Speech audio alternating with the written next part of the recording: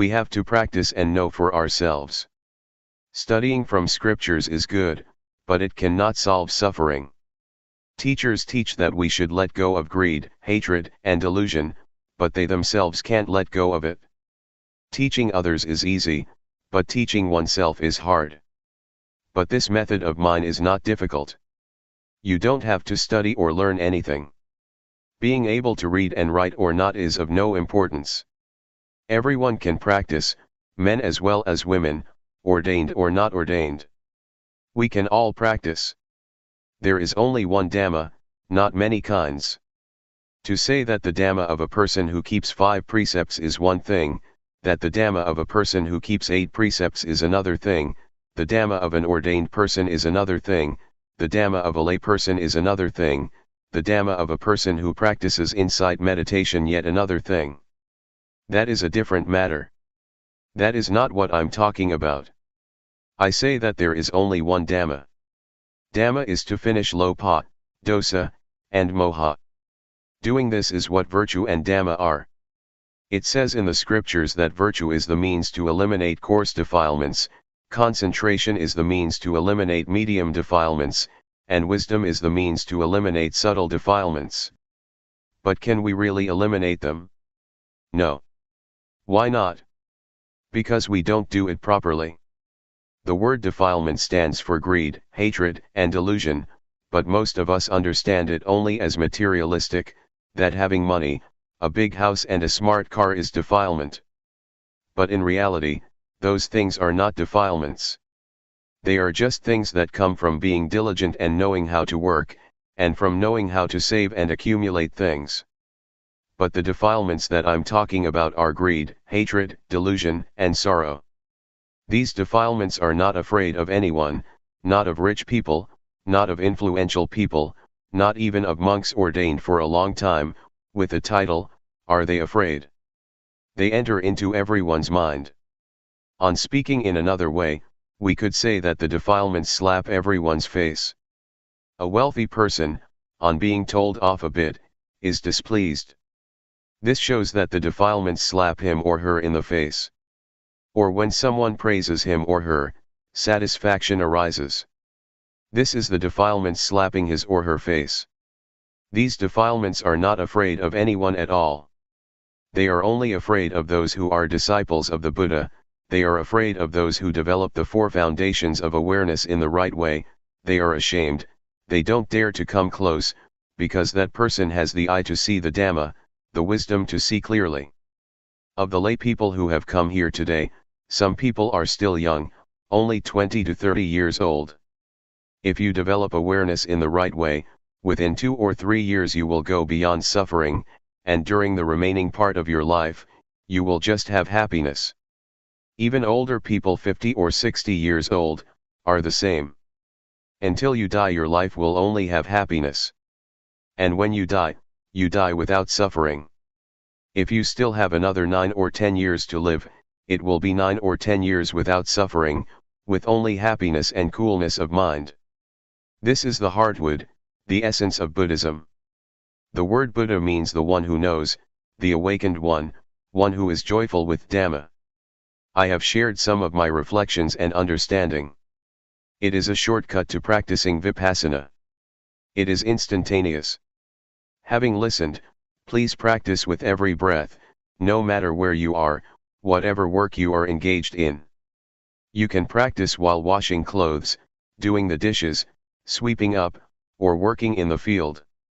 Vipassana is wisdom, it is life, it is virtue, it is the Dhamma, it is everything. It is the real life, it is the real Dhamma. May you understand it like this. Summary of the shortcut. I'll give you a few small reflections. 1.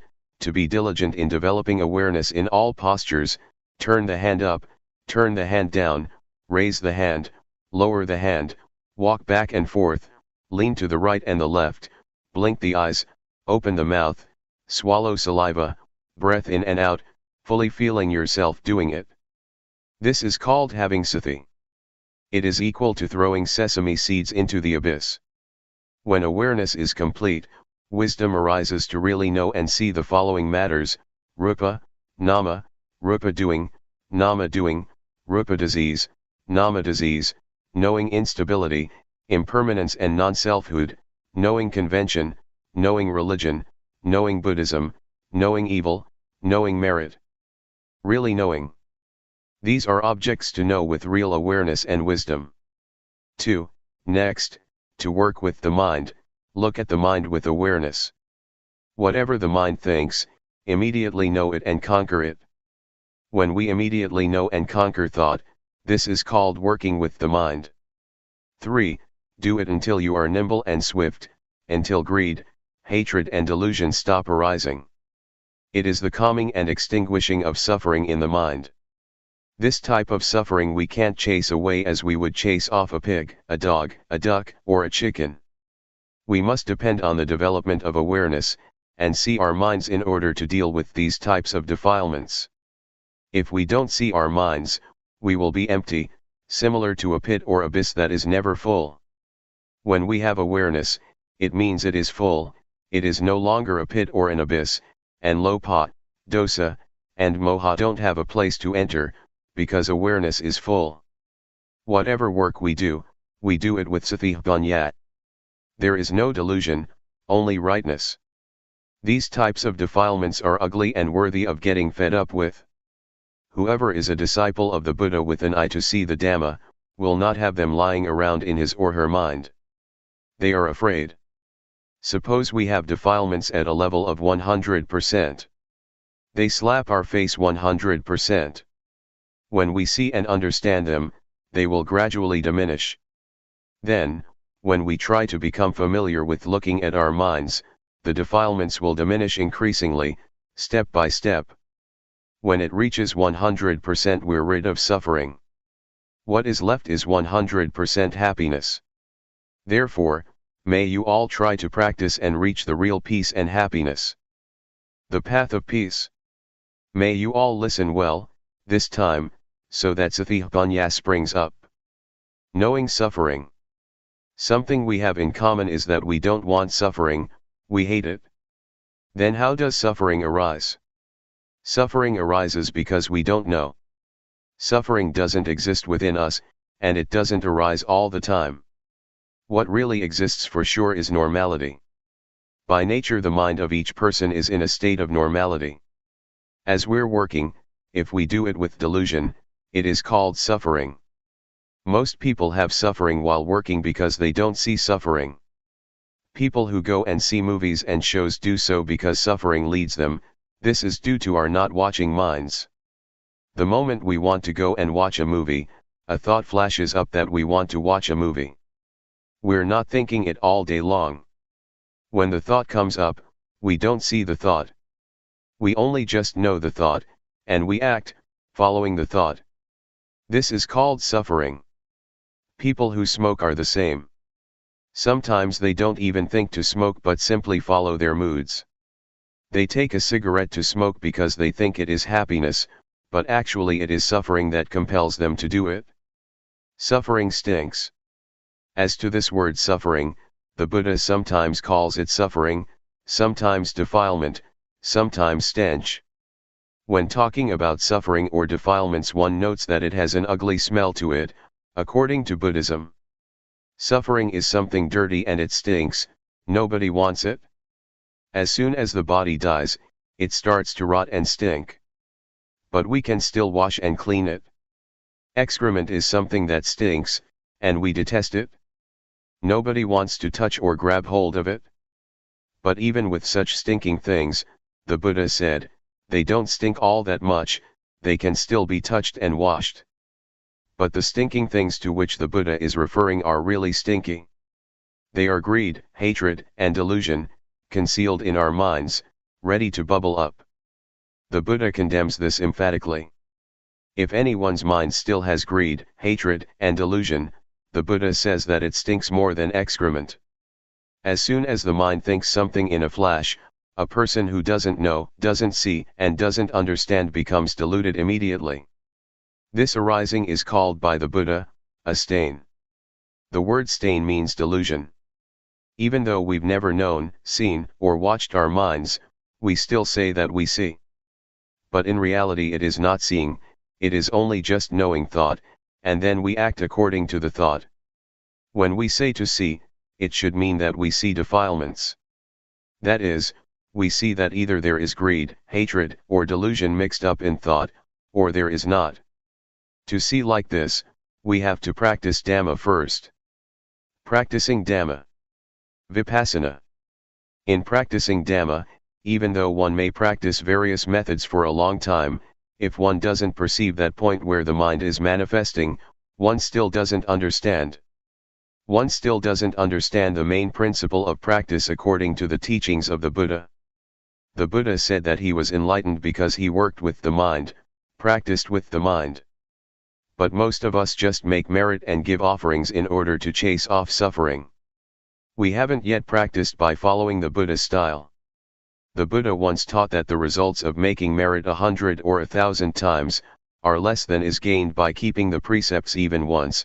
The results of keeping precepts 100 or 1,000 times are less than making the mind peaceful through practicing tranquility meditation once, and the results of making the mind peaceful through practicing tranquility meditation 100 or 1,000 times are less than practicing insight meditation once. What does insight mean? Insight means to clearly and truly see in a way that is different from one's original way of seeing. Different because the original way of seeing is a state that doesn't know, see, and understand clearly. Briefly stated, the mind is muddled up. Doing Vipassana means to be aware. Being aware is very fruitful. The Buddha practiced Dhamma through being aware, and so became enlightened. Peace.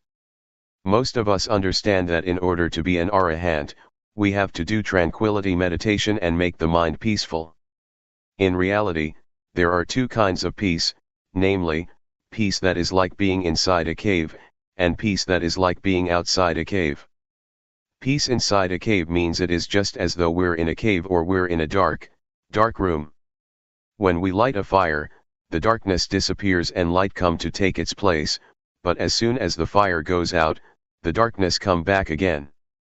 Even when we've made a fire and there's light, we're still in the cave and we still can't see the shape of the cave.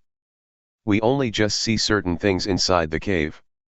Peace inside a cave is therefore called peace under the influence of moha, a not knowing kind of peace, or even a not wanting to know kind of peace. That some people go and sit to make their minds peaceful, understanding that they're developing insight, this is so, but it's a diluted kind of truth. As for peace outside a cave, it's just like being outside a cave, but it's not dark. There's no need to make a fire, and we're able to know and see what the shape of the cave is like. This may be likened to peace that is without delusion, i.e., peace due to the absence of defilements. There is no lopa, dosa, or moha. In order to achieve this kind of peace, we have to realize and truly see first. Seeing truly and clearly is called insight. Insight is to realize and truly see according to reality. Peace outside the cave is therefore called a knowing kind of peace. One is peaceful because one knows. I want to shake up and warn all of you that developing insight has many obstacles. If we don't know, we'll go wrong, but when we see, know, and understand, we can solve the problems. The first obstacle. The first obstacle in developing Vipassana can appear when we make movements with the body, and sati is aware of it. Wisdom arises in the mind that knows reality as it really is. That is, it knows rupa, nama, it knows instability, impermanence and non-selfhood, it knows convention, it knows religion, knows Buddhism, knows evil and knows merit. This is wisdom knowing through Vipassana. But it's only just the outer bark of Vipassana, still not able to deal with suffering. It is just knowing in knowing, it is knowing through thought, knowing the scriptures. It is defilement due to Vipassana. The obstacle is that when this kind of knowledge arises, we get buried in it, a kind of knowledge that is still similar to being inside a cave. Therefore, next we must try and find a method to get out of the cave, to pull ourselves out of that knowledge, gradually, by watching our thoughts. As soon as a thought flashes up, know, see, and understand that it has come up. This is practicing Dhamma a little bit deeper. Ordinarily, a tree has an outer bark. When one removes the outer bark, he reaches the layer with the nourishing sap inside. Removing that layer, one reaches the white wood. Removing that, one comes to the hardwood. Buddhism is the same. Knowing rupanama, evil and merit is also knowledge, but it is outer knowledge, enough to deal with suffering on one level, such as not being foolish by believing in auspicious things and lucky omens, or in ghosts and angels. But when one is in such a state, greed, hatred, and delusion are still there, because one doesn't know the origin or source of it. To solve this problem, to know the origin of the arising of greed, hatred, and delusion, we must watch our minds, like a cat that waits for a chance to grab a mouse. As soon as a thought comes up in the mind, look at it and fix on it so that it is known in time. A thought comes. Whack, cut it off straight away. Another one, whack, cut it off right there. Do this often. Thoughts will thereby decrease and awareness will increase. Just as with the positive and the negative. When there is more of the positive, the negative lessens. We start off never having seen thought, thinking 100 things and never seeing a single thought.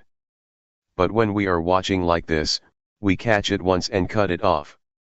The remaining thoughts are less than 100 now and will steadily decrease step by step, as long as we keep at it. We keep gazing like this, a thought comes, we cut it off, another one arises, we drop it.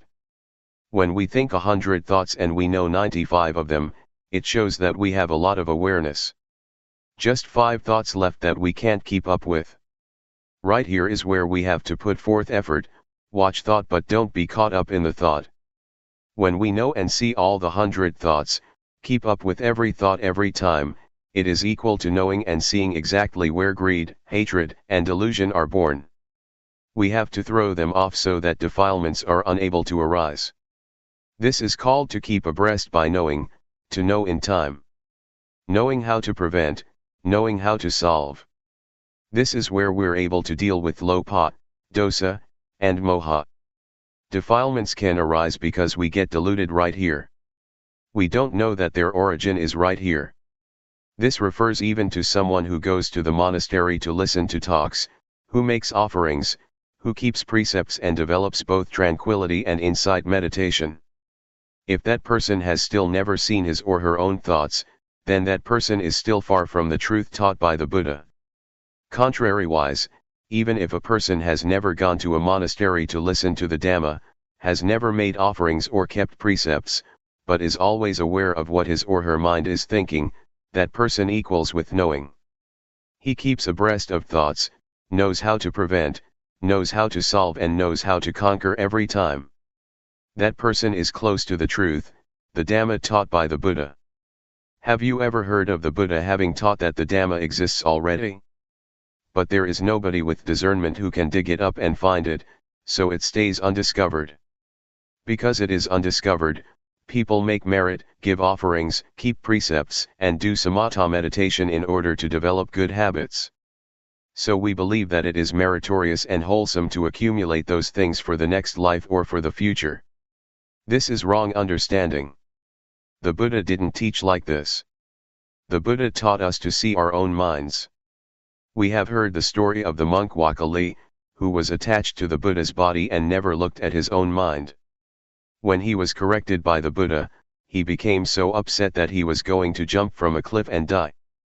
The Buddha stopped him and taught him that it is difficult to get born as a human being. And it's very rare for a human being to have an opportunity to listen to the Dhamma from a noble person.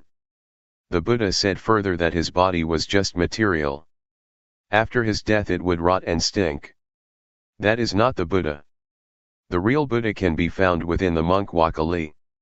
It is the Dhamma that is present in all people, that is, cleanliness, brightness and peace, which is the Buddha. The Buddha proclaimed, "Whoever sees the Dhamma, sees me. Whoever doesn't see the Dhamma, doesn't see me, even when taking hold of my robe or my finger." The monk Wakali woke up and started to work with the mind, and he saw his own thinking. Seeing the Dhamma. I would like to remind you once more that the word Dhamma refers to our seeing, our own minds at the moment that we are acting, talking or thinking. This is what is called seeing the Dhamma. I dare to insist that the very life of the Dhamma exists in all people without exception, no matter whether you are a man or a woman, a monk or a novice, no matter what nationality you may have, whatever language you may speak of, whatever clothes you may wear.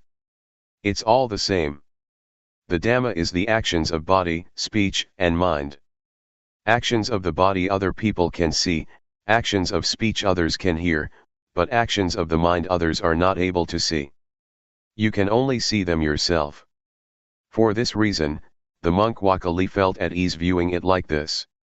Whether he saw the body of the Buddha or not, he would feel at ease because he saw the real Buddha, that is, really seeing according to reality, an ability that exists in everyone. The Buddha once described seeing in this way, with flowers, black, red, white, or whatever color, they are all ready to bloom when touched by sunshine. That I'm giving you these reflections right now is the same. Anyone can apply them in daily life, whether man or woman, whatever clothes he or she may be wearing, whatever religion is upheld. It can be used by everyone in the same way, because we all have a body and mind. When one sees one's own mind at the moment that it thinks, this indicates that one sees one's own mind at the origin or source of thought. The Buddha points to thought, which must be watched with awareness, as one must not get caught up in the thoughts. Whoever sees this, he or she is called by the Buddha a flower that is ready to bloom when the sun shines. The word sunshine refers to the teachings of the Buddha that direct us to practice with the mind. Whatever work you do, control your thoughts with awareness. Some people don't do it yet, because they're not interested. But when we are interested, when we are suffering, we must be ready to do it. There are 84,000 teachings in Buddhism. They are not for reciting and for performing ceremonies. That was not the Buddha's intention. The Buddha's teachings have nothing at all to do with superstition. They are to be practiced only in order to solve the suffering of the mind. Some people might agree that without ceremonies and rituals Buddhism can't extinguish suffering. This fails to understand the meaning in the right way. We've heard that in the time of the Buddha, when he would expound the Dhamma to people, there were many people, who would open the eye to see the Dhamma and enter the stream of Nibbana, from the first stage of enlightenment upwards by the time the discourse was finished. They didn't have to perform rites and rituals other than working with the mind, as the Buddha indicated. Wherever we explain the Dhamma, if we don't make this point, our words are a stain. Why are they a stain? They are a stain because we don't indicate the way that people who are interested in the Dhamma must practice, in order to free oneself from suffering and defilements. And they are a stain because we thereby abandon these effective teachings. Therefore, may you all try to understand this point without fail. If we don't practice according to this important teaching, then we fail to understand the teaching of the Buddha. The second obstacle. The second obstacle in developing insight is that when we begin to understand and see this point, we are able to destroy greed, hatred, and delusion to some extent, but at the same time, joy is lying concealed within it. The Buddha says this is still not right. Joy is darkness, but it is white darkness. Joy is due to our satisfaction and pride that we can do it. White darkness is frightening because it is hard to see. Black darkness is easy to see because it is dark. Being caught up in joy is to see wrong as right, because as soon as we can destroy some defilements, we don't watch at the point where the defilements are destroyed, but we get sucked into the point where joy arises. Therefore joy is an obstacle in attaining higher stages to Nibbana. Being caught up in joy is equal to being caught up in thinking. A thought comes up and we get caught up in the thought, so we don't see the thought. When we get caught up in joy, we don't see joy, and we're just content with joy. Because of this, the Buddha teaches us to pull ourselves out of the thought that we're thinking, to stand outside of it. Then we will see our thoughts. People who still don't know and see their thoughts say just the same, that they know thought. But in reality they don't understand that thoughts come up continuously, and they get caught up in them. Those who have joy or are attached to the peace of tranquility meditation are the same. They are caught up in peacefulness, don't know that peace is delusion, and thus get caught up in peace. It is comparable to someone who doesn't know how to turn on the light. He or she turns the light bulb. No light appears. The person who pulls him or herself out of thought, and knows and sees thoughts, may be compared to someone who knows how to turn on the light. That person turns on the switch and light does appear. So we have to know the origin of thought and come to an understanding with these little thoughts of ours. Then we will have as much ability as an electric light in brightening the interior of the mind, just as one correctly turns on the light with the switch. When we're looking at our minds, there is no greed, hatred, and delusion. But the moment that we're not looking and lose awareness, greed, hatred, and delusion can come back, and we can get caught up in them. It's just like a car driving along the road. At the place where the car passes there is a wind blowing behind it, leaves and dust flap and flutter at the back of the car. Thoughts of greed, hatred, and delusion flash up for a moment, and we follow them. How can we still say that we know thought? In reality we don't see thought, but we get caught up in it. The Buddha teaches that whoever doesn't see one's own thoughts is a heedless person. Heedlessness is poison to one's life, it's like being dead. This is what I said, it stinks. The Buddha said that there is nothing that stinks as much as the mind that has greed, hatred, and delusion, the mind that is stained, the dirty mind. Our real mind isn't dirty or stained at all. It's like a light bulb. The filament in the bulb is not dirty, but dust can settle on the outside of the bulb, the inside is still as bright as before. Or we could compare it with the sun. When clouds obscure the light from coming to the earth, it gets dark, but the sun is still as bright as before. Vidchat, avidchat.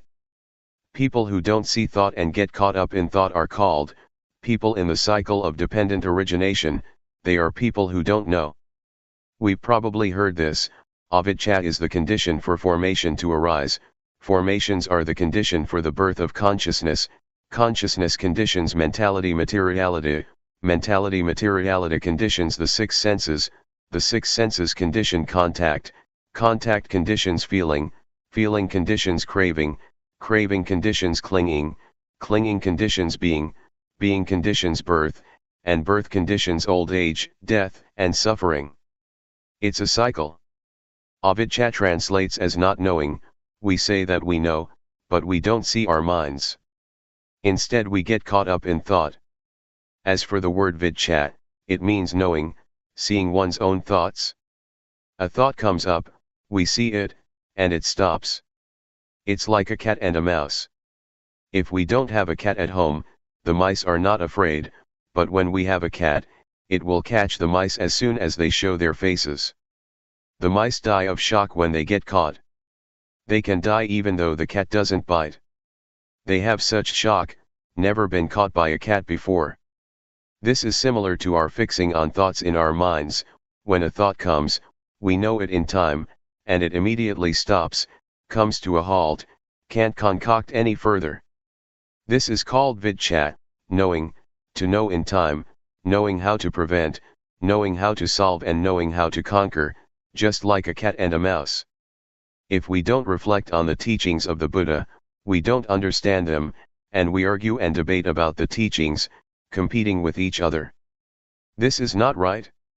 Someone who has studied the teaching, and employs that knowledge as a tool for killing defilement, or dealing with suffering is doing it right, according to the Buddha's intention. These days, we study the Buddhist scriptures until we have degrees, up to the 9th level. Some may look at their own thoughts, but some never watch their minds at all. Whoever has studied but never seen his or her own thoughts, says the Buddha, are like a termite that makes holes and eats books. With academic studies it's the same, studying until one has university degrees, but still never watching one's mind. Such persons know about other people but don't know and see themselves. These people are not considered wise in Buddhism because their knowledge is only of use in an academic way, but is not useful spiritually. When we have a university degree we should deal with our minds also, that is, eliminate defilements, the coarse ones as well as the medium and subtle ones. Going against the stream of thought. We've all probably heard that the Buddha at one time practiced by tormenting himself, but saw that that method was wrong and stopped it. After that, he partook of food offered by a lady named Suchata. The Buddha asked her, "Do you offer just the food or is the tray included as well?" She answered that all was offered. Having finished the meal, the Buddha took the tray to the bank of the river and made the following resolution: if he would be enlightened, may the tray placed on the water flow against the current. This is not a true story, it's an illustration and has meaning on the level of the mind. The tray is the mind, the water represents the defilements, and the Buddha working with the mind is the action of going against the stream. The Buddha didn't let his mind follow the defilements. The current of the water is the current of thought. Following defilements is easy, everyone is doing it already, and so we have suffering.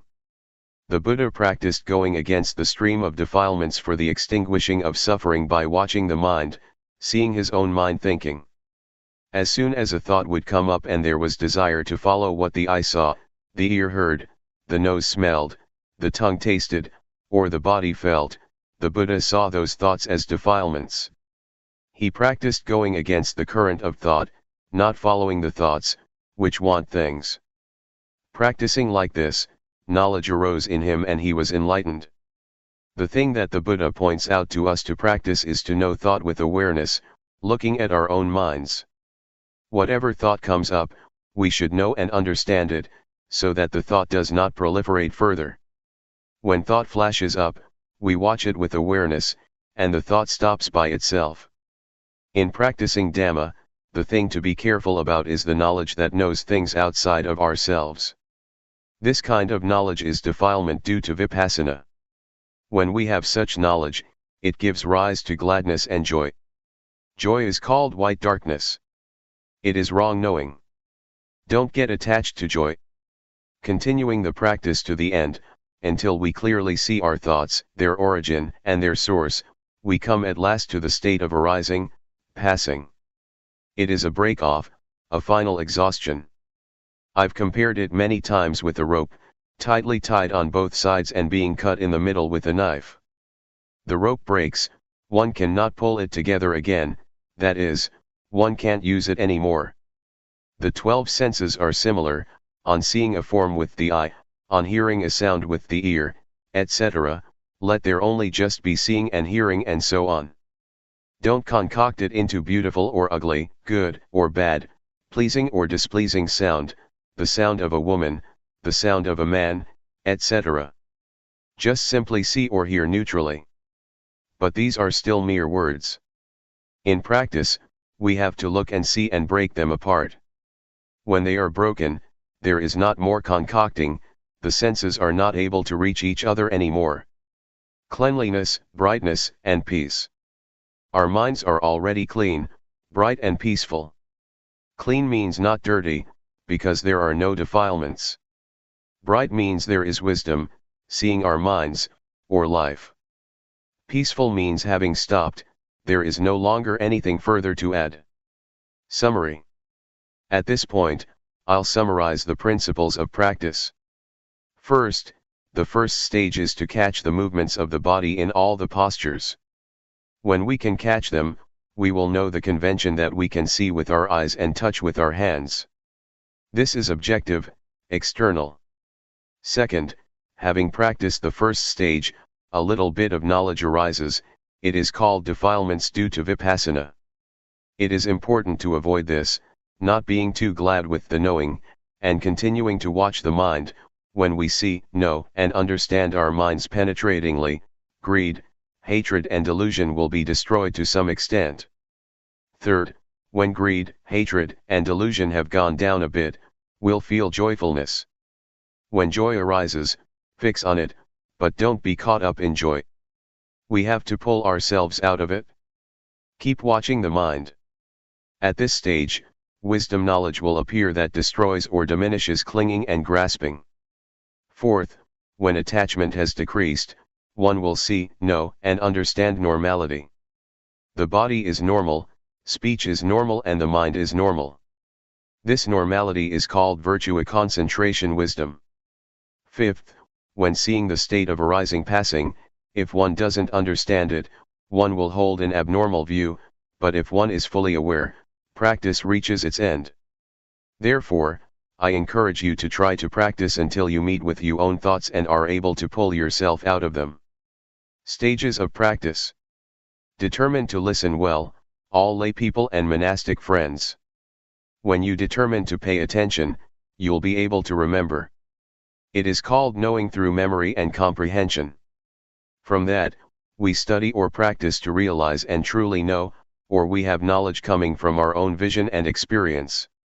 Most people don't yet know and understand from studying and practicing, they only know how to make merit, to be generous, to keep precepts and to do tranquility meditation. But when it comes to more profound matters, that is to say, how to develop insight meditation, there are really very few people who know and understand it.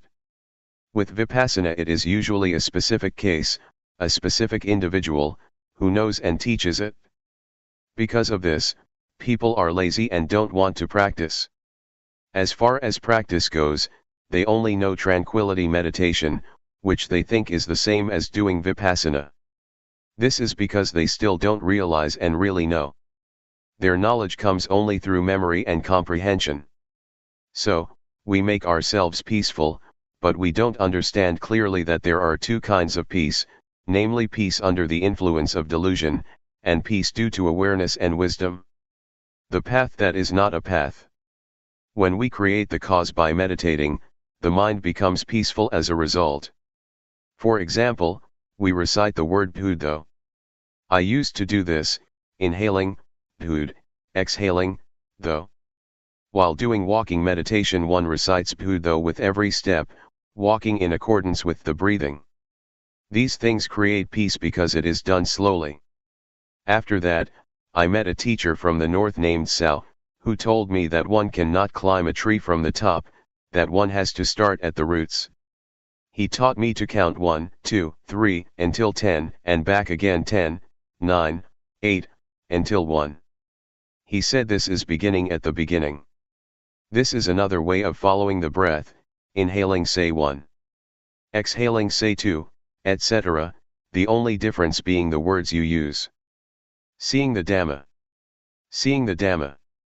In practicing Dhamma our views or intentions may not be the same, therefore the practice and the results of practice are not the same. Instead of talking about the differences in practice, I'll talk about seeing the Dhamma. To practice in order to see to Dhamma, some people have to sit or lie down with eyes closed and reflect. Then, they see colors, lights, ghosts, angels, heaven and hell or hungry ghosts and animals. This kind of seeing is fantasy or illusion, one thinks and then sees it. This is not right, according to the teachings of the Buddha, because when we open the eyes, we no longer see it. This is called defilement because we don't see our thoughts. The mind thinks but we don't see it, letting defilements deceive us or, one could say, letting them slap our face. This is not seeing the Dhamma. Seeing the Dhamma with awareness and wisdom, from really having developed insight, is the opposite. We must see ourselves, see materiality and mentality, comprehend Rupa and Nama. This is really seeing ourselves. We really see with open eyes, we see as we're acting, speaking, thinking, and doing various jobs. This is called seeing the Dhamma. The Dhamma is something that we have to see at the moment that we're doing good and doing evil, or neither good nor evil. To see the Dhamma with awareness and wisdom is to see like this. On seeing, one must be sure, the object of the seeing can't change into something else. This is really seeing the Dhamma. That's why I say that they are opposites, one is seeing an illusion, another is seeing with awareness and wisdom.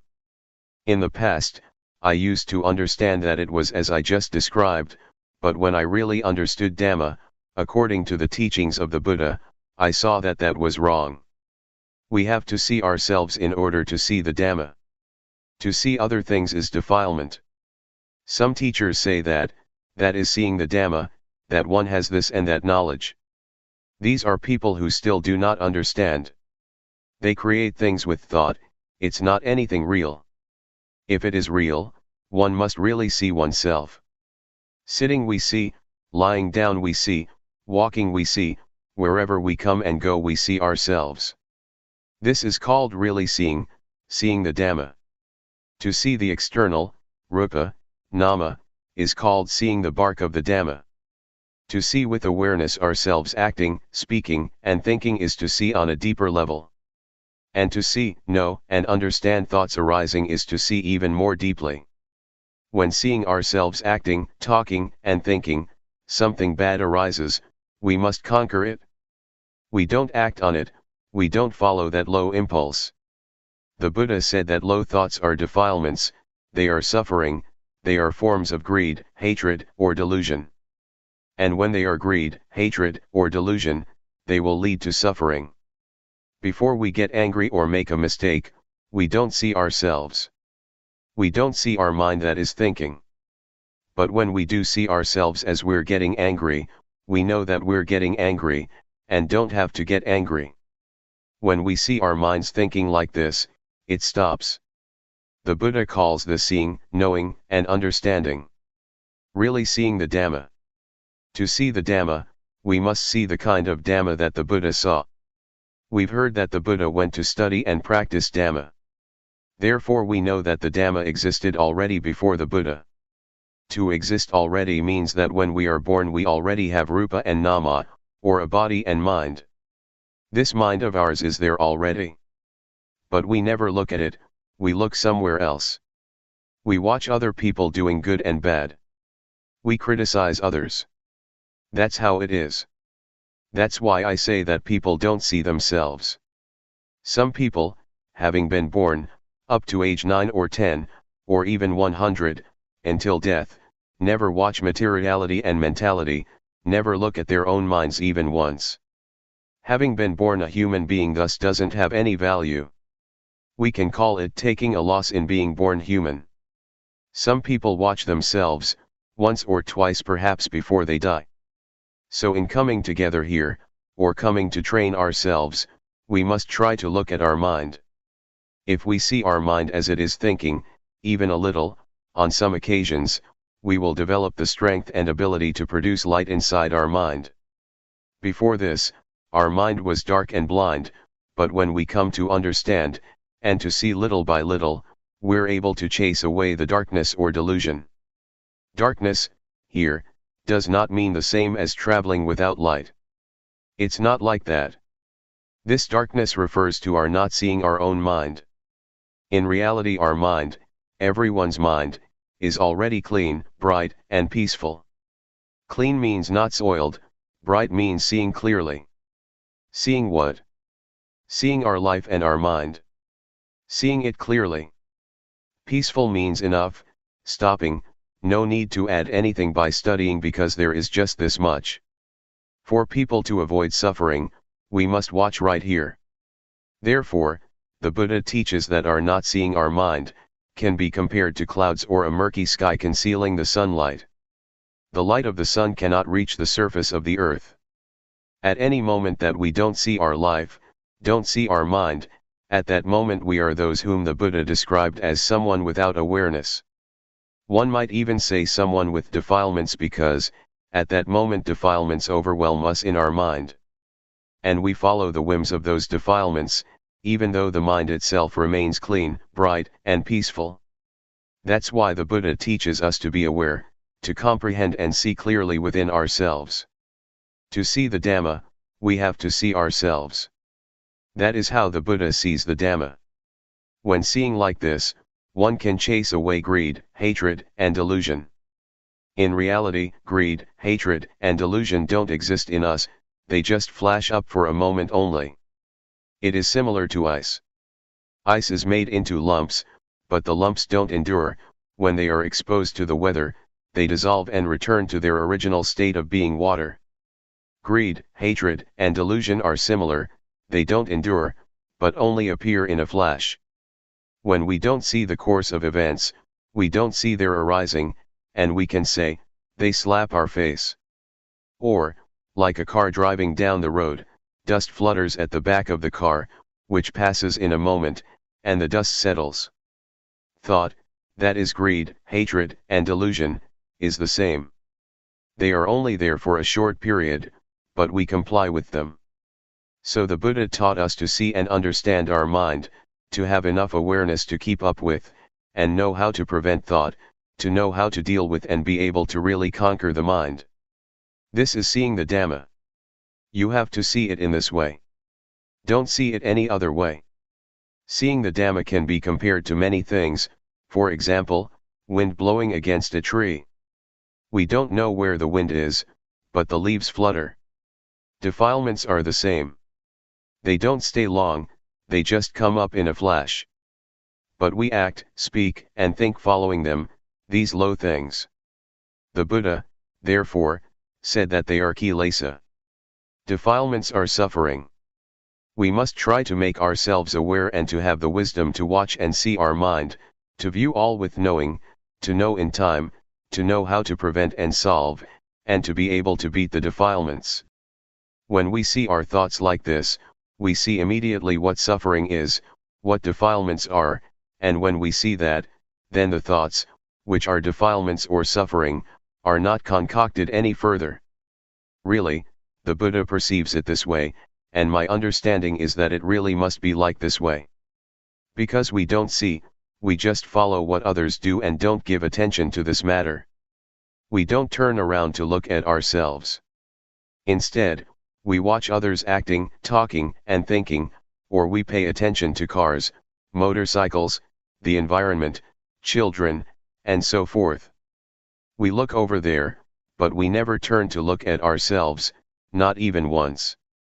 When we don't look at ourselves, we forget ourselves, we get deluded just looking at others. The Buddha calls people like that someone with defilements or cankers. The word canker can be used to refer to defilement.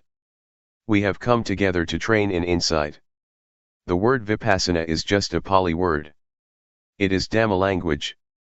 In ordinary speech, it means clearly seeing. When we see clearly, we see differently from before, and make a shift in consciousness.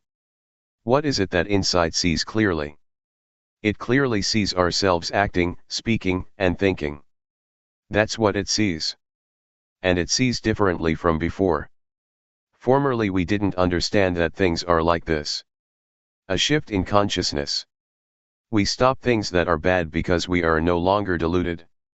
In the past we used to revere ghosts and angels, gamble, drink alcohol, take various kinds of drugs, go out at night to watch shows and so forth. We used to do these things, but when we see that all of this amounts only to desires and defilements, we stop. But our mind itself abides in normality. It desires nothing. It is clean, bright, and peaceful in itself. But when something arises, it happens in a flash. We get lost in it because we don't see it in time. This is precisely the point at which the Buddha said the mind gets overwhelmed by defilements, or, putting it into simple language, where the defilements slap our faces. When the defilements slap our face, we have to do as they say because we can't beat them, they are the boss. Therefore, we must become their master, having power over them through awareness and wisdom, through the development of insight, through clear seeing, for example. When we can see like this, defilements cannot come close, cannot arise, because we see the defilements now. In order to see like this, we must practice in the right way, we must comprehend the origin of thought. It compares with someone who wants to have the light on, but doesn't know how to go about it. That person doesn't know the source that makes the light appear. He has seen light coming from the bulb, so he turns and twists at the bulb. He may continue with that action until he dies, but no light is going to appear because he's not doing things as they should be done. He doesn't know the starting point of the light. But someone who is smart, who knows the real source of the light, won't take hold of the light bulb. He'll just turn the switch, and the light appears at the bulb. Practicing insight meditation is the same. If we're clever, and we know, see, and understand according to the Buddha's way, we comprehend that greed, hatred, and delusion don't exist in us, that suffering of that kind really doesn't exist in us. Though we don't know the method, we want to deal with that kind of suffering. We want to find a solution for greed, hatred, and delusion. We want to chase it away. So we practice meditation to develop insight, sit or lie down with eyes closed to get some peace, and we get peace, but that kind of peace is not the same as seeing clearly. It is peace in the cave. When we're in a cave, we see inside the cave, but the cave itself we don't see. When we make a fire, it is true that the darkness disappears, but we're still surrounded by darkness, and as soon as the fire goes out, the darkness comes back, faster than the speed of sound. Now, we come out of the cave and there is no more need to light a fire. Being outside, we can see inside the cave as well as outside of it. We see everything. This kind of peace is not the same as the other kind, it is not the same as the kind of peace we experienced when we were still in the cave. This is seeing clearly, and when we see clearly there is peace. That is why, I say that there are two kinds of peace. Peace in the cave is one kind of peace. It is peace without seeing, without comprehending the cave. As for the peace outside the cave, it is not that kind of peace. It is a peace as a result of seeing clearly. Seeing clearly is a kind of peace. What kind of peace is peace, due to seeing clearly? It is peace due to the absence of greed, hatred, and delusion. One is peaceful because he is not caught up in anything. This is peace due to seeing clearly. When things are clear, they're peaceful. One can call it peace or not call it peace, because the word peace is just convention. This kind of peace is without defilement because one sees the defilements at every moment. The Buddha teaches in this way, but regardless, this is what we want. We want peace. It's just that we don't know the method for turning on the light. When we do know the method, and the time comes to do it, we turn the switch and click, light appears at the light bulb over there. When we have developed insight in the right way and someone says something, good or bad, our awareness and wisdom do their job as fast as lightning. The speed of awareness and wisdom that arises from developing insight, compares with a cat and a rat. However fast the rat is, the cat is on the lookout already. As soon as the rat comes jumping over, the cat grabs it, whack. At the moment the cat pounces on it, the rat dies of shock, that very instant. The blood doesn't run because the rat is so shocked, never been caught by a cat before. The cat eats the rat without blood flowing. It is the same with the mind. When we are watching like this, a thought comes up and, whack. The thought is intercepted immediately because we see clearly and really know. There is enough awareness, it is in time, we can prevent and deal with the thought, and we conquer it. So the mind doesn't get concocted, and there are no defilements. This is the way the Buddha teaches.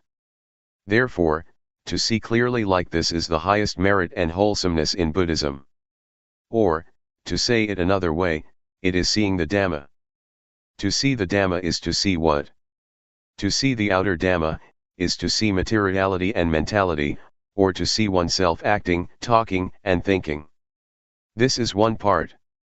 The other part is to see the mind as it is thinking. The mind is not anything solid that can be seen with the eyes. It has to be seen through awareness and wisdom. The Buddha talks about having sharp faculties, the faculty of sight. This is a deeper level of seeing the Dhamma. The ability to see like this, is something that everyone already possesses without exception. That's why the Buddha said, the Dhamma is there already. When we were born this existed already, but it was turned over, just like something that is turned over and no one turns it back up. So we don't see it. Or it's just like something that is closed, and there is no one to open it up. But now, our Buddha opens it up or turns it upright, so that people can see it immediately. This is the reason why, when the Buddha would go around expounding the Dhamma, those who listened with determination would open the eye with which to see the Dhamma, or they would enter the stream of Nibbana, as it is called. The Buddha illustrated seeing the Dhamma in many ways. Lotuses or other types of flowers, whatever color they may have, be it red, white, purple, or whatever, are all ready to bloom when they get in touch with sunlight. The method to develop insight is the same. If just this is pointed out, we simply practice at this one point, and everyone is able to do it because the Dhamma is there already. But if no one calls attention to this important point, we just keep fumbling about, and we don't know. In reality, we all want to be without suffering. We just don't know the method to extinguish suffering. We only want what is good, but we don't know what evil is. When we don't know evil, we take it to be something good. When we don't understand that those things are bad, it is as if we're walking along the road, and we don't want to step in dog droppings. When we don't watch our feet as we're walking, we'll step right into it, and it smells awful. We won't say that we want the stench, but in the meantime it is stuck to our shoes. So we go and wash it off, but sometimes the smell lingers on, because it got kind of absorbed in the solace. This is just the same. We don't want evil, but we simply don't know where evil is lurking, or how to wash it off. Evil is to be diluted, to be caught up in ourselves, to not see our very mind and life, to not see our mind the moment that it thinks. To see the mind as it is thinking, is to see the Dhamma, the Buddha says. This is seeing the Dhamma on the more subtle level. The Buddha said at one point that virtue is the means to eliminate the crude defilements, concentration is the means to eliminate the medium defilements, and wisdom is the means to eliminate the refined defilements. My teachers used to say this, but I didn't understand it. Virtue, which is supposed to eliminate the coarse defilements, is not that kind of virtue. That is just virtue of society. Can we eliminate defilements by making merit, making offerings, and keeping precepts? It is meritorious, but it still can't deal with defilements. We have all made merit, made offerings, and kept precepts. That is just virtuous conduct, but that's not what I'm talking about.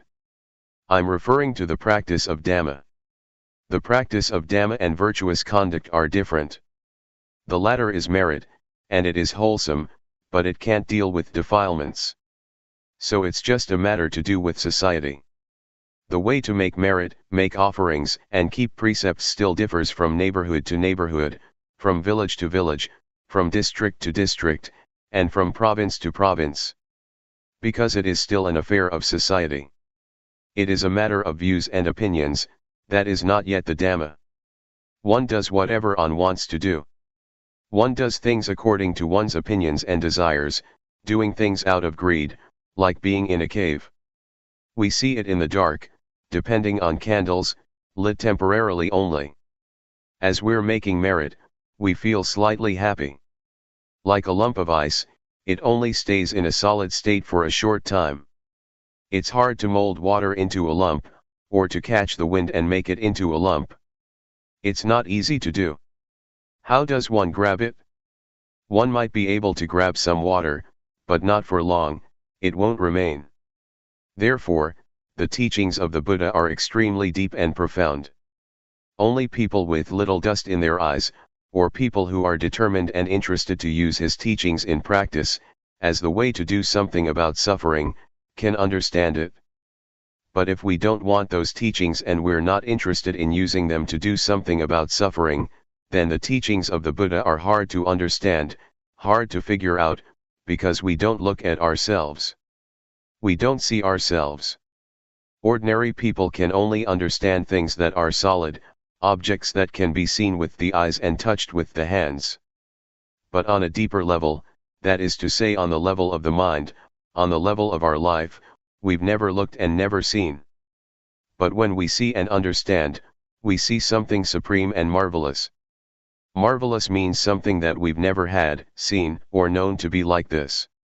When we see, know, and understand, we disseminate the teaching of the Buddha that we have practiced, so that people who don't yet know, may know, people who don't yet see, may see, and people who don't yet understand, may understand. As for the people who are not yet interested in such talk, the Buddha said to just leave them, let them go. You can't get everyone to accept it. The Buddha was the same. When he was still alive, he taught, according to his vision, knowledge, and understanding. As he saw and understood things, he would explain them. And we are the same, we must try to revive the teachings of the Buddha and spread them. These days, there are plenty of people who claim to spread the teachings of the Buddha, but they understand little, they don't understand much. Some people snatch teachings about ghosts and spread them, and then they claim that they are the teachings of the Buddha. Others seize the teaching of Brahmanism and spread them, saying that it is Buddhism. Others grab hold of the teachings of sects that revere angels, and they disseminate those teachings, claiming them to be the Buddha's words, and so forth. People who practice this way can't make head or tail of things, so the whole lot is, falsely, claimed to be Buddhism. This is an unfortunate state of affairs. These days, we can see this quite easily. Magical teachers bless medallions, and recite incantations over amulets and talismans. They hang them around your neck, or tie them around your waist, and tell you that you are invulnerable to getting stabbed by a knife, or getting shot by a gun. This is a misunderstanding of reality. Some people teach respect to and fear of ghosts, and offer things to them. It goes as far as that. Some people teach the awaiting of lucky signs and auspicious times before going ahead with matters. If the omens are not good, they don't do it. Some people perform ceremonies and sacrifices to make requests from the angels, for help in ridding themselves of bad things. These are not the teachings of the Buddha. The Buddha doesn't teach us to bow to ghosts. These practices existed already before the time of the Buddha. They have existed since time immemorial. These opinions are similar to being in a cave and lighting a fire. The darkness hides on the opposite side of us, it doesn't go far. As soon as the fire goes out, it's dark, and we can't get out of the cave. But when we stand outside the cave, we can look back into the cave and see the darkness, we can see the shape of the cave, we can look around us and see everything. Nothing is concealed from us. To see like this is not the same as before. I'm telling you this so that you understand. When you practice, understand things as the Buddha teaches, then you are a disciple of the Buddha. When we see according to the Buddha's way, we don't have to be afraid of ghosts or angels. In the chants praising the virtues of the Buddha, it says that he is the teacher of gods and men. No need to mention ghosts, the Buddha is the teacher of even the gods. But we never see these angels, we don't know where they live, so we have to use some intelligence here. We have eyes, ears, and so on. The eyes are for looking, the ears are for listening, the nose is for smelling, and so forth. That's how we get to know things. We must see both what is good and what is bad. Our ears get to listen to what is good, as well as to what is bad. Our nose smells both good and unpleasant odors. We know things this way. If we don't use awareness and wisdom, we'll follow our moods and go wrong in an instant. Once we have gone off, it's difficult to solve the problem, sometimes we can't solve it at all. If we know that we have gone wrong, we listen and solve the problem. This is called being a pundit. We never heard it and never thought about it, but when we listen, we adapt and solve the problem ourselves. This is called being wise. But some people hear the teachings of the Buddha, and it just goes over their heads. They are people with thick heads, they don't listen. When one doesn't listen, one doesn't solve one's problems. These people have dust in their eyes, they are like flowers that are unable to bloom, as the Buddha said. The Buddha gave this comparison. There exist 4 types of lotuses. The first kind has risen above the surface of the water, and is ready to bloom as soon as the sun comes out. The second kind blooms after receiving sunlight for several days. The third kind is still submerged, and the fourth kind is still stuck in the mud, food for the fish and the turtles. It's like this. When we listen, we must determine to listen, and, having listened, we must determine to put it into practice. We must practice within ourselves, not believe fancy teachings. Don't believe them. Like guns that won't shoot, and knives that won't cut. The Buddha teaches with awareness and wisdom. He doesn't teach in that style. Have you observed it, these days, that in Thailand we have more problems because of the incantations? When we have amulets and medallions, we go and steal, rob, kill, drink and gamble, thinking that we are invulnerable. The Buddha says that this is wrong. Fools come into being in this way. Don't go and mess with them, don't have anything to do with them. Instead of blessing medallions, better to bless yourself to be awake. Those incantations are just fantasy, they are for people without eyes, ears, and a nose. It is wrong teaching. Even monks still teach it, until someone gets killed, and people scramble for the medallions, as we can read in the newspaper sometimes. When someone has gone wrong, how can he or she practice rightly? The Buddha affirmed, we are told, that whether Buddhism flourishes or degenerates depends upon the four types of Buddhists, i.e., bhikkhus, bhikkhunis, male and female monks, laymen and laywomen. If there is progress, it is because they listen and understand and practice correctly in accordance with the teachings of the Buddha. Buddhism should prosper and be safe in the future. But if it degenerates or disappears, it must be because of the four types of Buddhists. If they have not listened properly, remembered wrongly, and practiced in the wrong way, degeneration and destruction must follow. But the teachings of the Buddha prosper in themselves. Whoever practices accordingly makes progress and is safe. Every time we make merit, we invite monks to come and chant. The monks chant, but they chant in Pali, so we don't understand. When we don't understand, what is sacred or auspicious about it? It is not so, because we don't understand. It's only auspicious when we understand that it is sacred and auspicious. The monks chant, Namo, Thassa, Bhagavato, Arahato, Samma Sambuddhassa, and then, Bhutang, Dhammang, Sangkhang, etc. This is supposed to be wholesome, but it is chanted in Pali, and we don't understand it.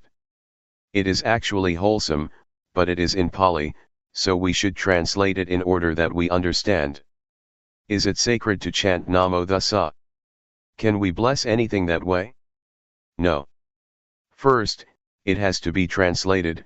Namo Thassa, Bhagavato means, homage to the Blessed One, Arahato means, one who is far from defilements, from enemies, far from danger, Samma Sambuddhassa, the Buddha sees like that, know like that.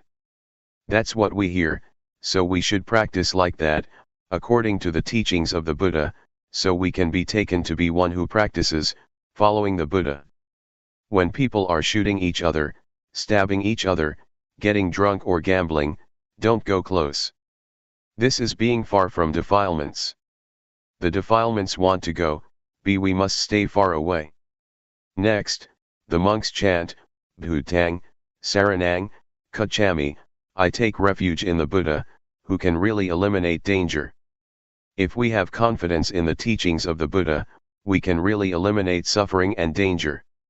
Dhammang, Saranang, Gacchami, I take refuge in the Dhamma, which can really eliminate danger, it is true. If we have confidence in the teachings of the Buddha, we can really eliminate danger. Sangkhang, Saranang, Gacchami, I take refuge in the Sangha, which can really eliminate danger.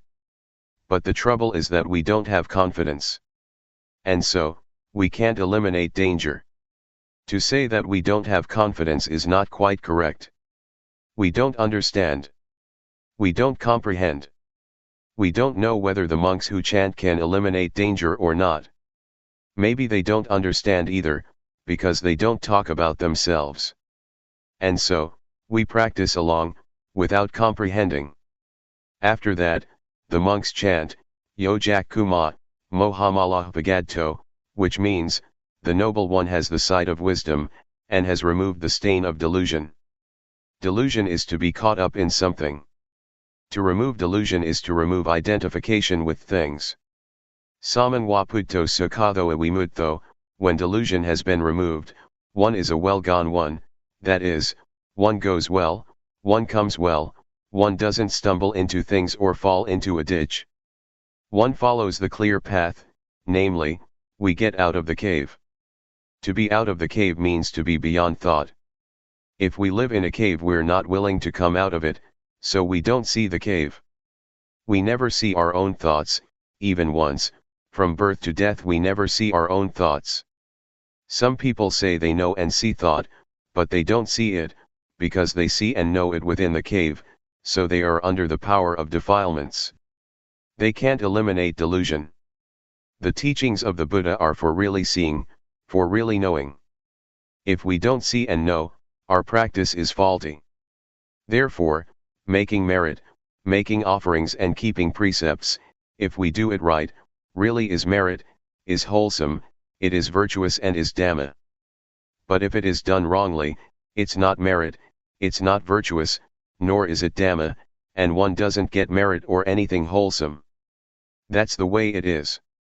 Then the monks chant, Asavanajjapalanang, Bhuntathananjasavanat.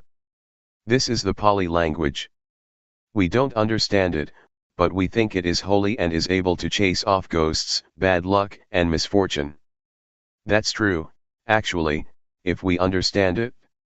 Without understanding, it can't chase away anything. Asavanajjapalanang means we don't associate with fools, we won't mess with them, we won't have anything to do with them, we won't believe what they say. For example, people who drink booze, gamble, take drugs, quarrel and argue, using weapons, are these people fools or are they wise? The Buddha says they are fools, don't associate with them. Bhuntathananjasavanat, we respect things that are useful, we don't revere ghosts, we don't beseech ghosts. What are ghosts? A ghost is someone who does evil, speaks evil, and thinks evil. People who are foul-mouthed we call demons. Don't mess with that kind of people. People who do good, speak nicely and think in good ways, they are just like angels. A good heart, just like the Dhamma. That's what we say where I come from. It is convention, these words, but it is true too. The Buddha teaches like this. So when we venerate people with virtuous qualities, we don't do anything wrong and we don't speak improperly. This is what is meant by Hpochajjakpochenayanang, a thummungkalamuthamung. This is auspicious for us, it is auspicious to obey the teachings of the Buddha.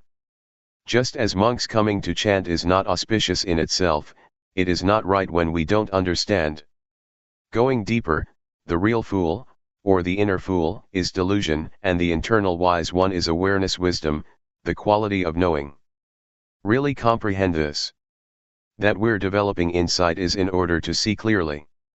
Seeing clearly and, that type of, peace, are two different things.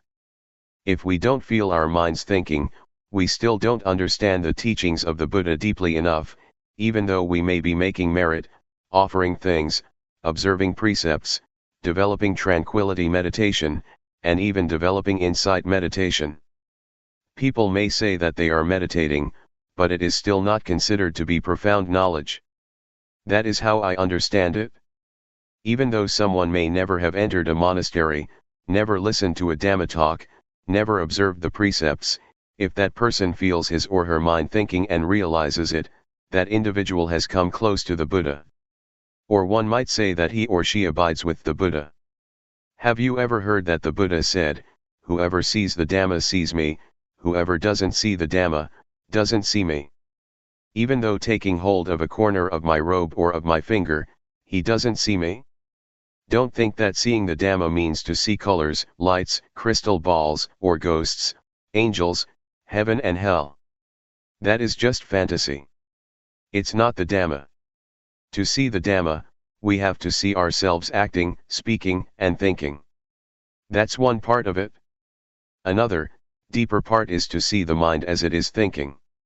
This pacifies greed, hatred, and delusion. But if one listens properly and puts them into use, they are not too deep. Insight can be developed easily by our studying and developing awareness. The Buddha teaches that developing awareness has great benefit. We know from the books that the Buddha said there are two things that are of great assistance, namely sati, recollection, and sampajanya, awareness. Teachers tell us to recollect before acting, speaking and thinking, and to be aware while acting, speaking and thinking. These are still mere words, the person who utters them might still not comprehend, or it may be that he or she might, in fact, know. We are not aware of whether that teacher does or not, because he or she doesn't say so. How do we practice with this? In addition to knowing the words, we must know the method of practice. It's not just a matter of learning how to talk, being able to tell others. Being able to talk is not the same as practice. In practice, we really have to practice, we have to train. Suppose we have an iron ingot for making a knife. Can we cut anything with it? No, it is still a bar of iron. We have to melt it first and make that knife, or an axe, or a hoe out of it, before we can use it according to its function. To practice insight, we develop awareness in this fashion, and we will know according to the function and law of nature. If we don't know how the method works, we'll use it in the wrong way, straight off. The teachings of the Buddha are useful, but if we don't know how to use them, just studying them, remembering them, and then boasting about our knowledge, this is not right. It is boasting that we know more than others, using the Pali as a weapon. The 84,000 teachings of the Buddha are for studying in order to remember, and then to use as a solution to suffering. Having studied them, we use them in order to abandon defilements. The teachings are not to be used for studying and then seeking profit, status, and fame. The Buddha wants us to study, remember, and then to use the teachings as a tool, for dealing with and abandoning suffering. When we have solved and abandoned suffering, we can work, make a living, and buy and sell without suffering. That's what he teaches. It's not that after knowing the Dhamma, we don't work and make money. That's not correct. Don't understand it that way. The word defilement doesn't refer to money, cars, or houses. It refers to greed, hatred, and delusion, jealousy and oppression. Working to earn money, so one can buy a car, depends on our effort and on how much we save. This we consider as working according to our duties. If we can't save $1, we can't save $10 or $20. But if we can save $1, then when we have $10 or $100, we can save it. The Buddha teaches us to save and to work according to duty. Parents as well as children do their duties. Teachers, students, policemen, soldiers, government officials, and everyone does their duties. When everyone is doing his duty, the country is in peace, is cool, and we live without suffering. Be happy with the work you're doing, don't be happy with someone else's work. The wise say work in order to work, don't work in order to get. Work following your duty. We don't understand this matter like this. Whatever work we do we just want to get. It is like this, it is working for the defilements. The defilements want to get. They command us, and we suffer, because we are forced by defilements. When we have some project and we can't carry it out, we're disappointed, we suffer. This is because we don't work according to duty, we don't know how to work in order to work. So don't think like that, but follow your duty. Suppose we come and stay here. We come to develop insight. We have to do it, whether we know or not. We have to listen to the teacher. When the teacher says to do walking meditation, we should do it. We walk in order to build up awareness, feel these little movements. We know in full awareness the movements of the body, turning the hand up and down, raising and lowering the arm, walking back and forth, leaning to the right and the left, bending and raising the head, blinking the eyes, opening the mouth, swallowing saliva, breathing in and out, etc. This is called being aware. Train in awareness. See, know, and understand. Get familiar with awareness. When the mind thinks, be ready, waiting for it with awareness, just like a cat and a rat. The mind thinks. We know, see, and understand, and the thoughts come to a halt, right away. When thought ceases, it is not concocted further. Of this the Buddha says, Dependent origination is not being conditioned. The Buddha explains through dependent origination that avidya is the condition for the arising of formations.